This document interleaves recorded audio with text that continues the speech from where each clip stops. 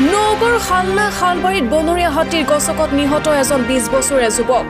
নগৰ খালনাৰ খালবাৰীত সংঘটিত হৈছে এই ঘটনাটো। বুধবাৰে নিশা দোকানৰ পৰা ঘৰলৈ গৈ থকাৰ সময়তে সংঘটিত হৈছে এই ঘটনাটো।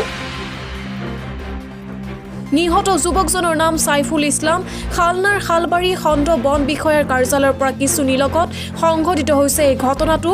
ঘটনাস্থলীত খালনা আঞ্চলিক বন বিভাগৰ লোকৰ লগতে খালনা আৰক্ষী চকীৰ আৰক্ষীৰ লোক উপস্থিত হৈ নিহত যুৱকজনক মৰণোত্তৰ পৰীক্ষাৰ বাবে প্ৰেৰণ কৰে নগৰ NMCHলৈ।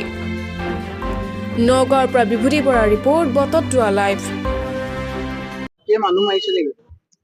কালি ৰাতি 8:30 মান বজাত সি দোকানৰ পৰা মানে ঘৰত গৈ আছিলে। যোৱা অৱস্থাত ঘৰ পাইছে আৰু ঘৰৰ পিছফালে এনেকুৱা মেইন ৰোড হয়। ৰোডতে মানে তাৰ লগৰীয়া আছিলে আৰু দুজনে ফটকে কৈ দিলে এই হাতী বুলি কৈ সিহঁতে চিঞৰ মাৰিলে। চিঞৰ মাৰি যেতিয়া সিহঁতে পলালে, সিও পলাব ধৰিছিলে। পিছফালে তাৰ বাঁহ আছিলে, তাতে পৰি গ'ল। পৰি যোৱাৰ লগে লগে হাতী আহি ধৰিলে তাক। ধৰি তাক নদী মাৰি পেলাই থৈ আকৌ সেই দুইজনকো দৌৰাই লৈ গৈছিলে।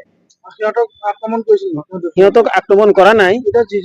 এতিয়া পিছত আকৌ হাতীটো আকৌ পিছুৱাই আহিলে, আহি এইজনকে ধৰিলে। ধৰি মানে ভৰিৰে গুচুকি মাৰিলে মূৰত। তাৰ নাম হৈছে সাইফুল ইছলাম। বয়স 20 বছৰ। চালবাৰী। দোকানৰ পৰা গৈ আছিল। ফৰেষ্ট অফিচৰ পৰা অলপ দূৰত। এইটো চালবাৰী ফৰেষ্ট বিট অফিচ। তেতিয়া আমি তাৰ পৰা যেতিয়া চিঞৰ বাখৰ কৰি আছো, তেতিয়া বন বিভাগৰ মানুহ আমাৰ লগত গৈছে।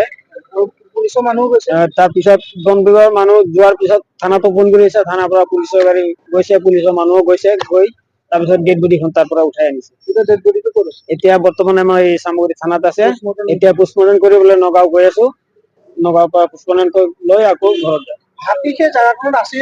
হাতী এতিয়াও কিজানি তাতি আছে। ৰাতিপুৱা ধৰক 6টা মান বজাত যেতিয়া ডেড বডি য'ত মাৰিছিলে ৰাতি, তাতে গৈছো। ৰাতিপুৱা 6টা মান বজাত গৈ পাইছো, ঘৰৰ পিছফালে কলগছ খাই আছে।